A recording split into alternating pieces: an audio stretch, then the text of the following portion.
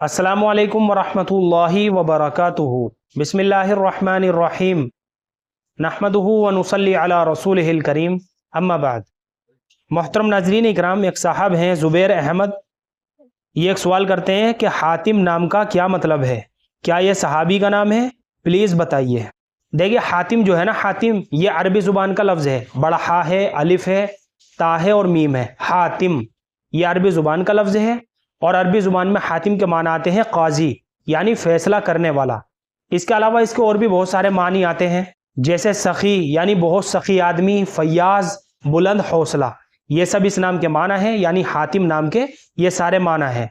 इसी तरह से कबीला तीका बहुत मशहूर सखी और बहादुर सरदार था, उसका नाम भी हातिम था। चुनाचे बिला डाउट और बिला तरद्दुद बच्चे का हातिम नाम रखा जा सकता है। इसके माना भी बहुत अच्छे हैं।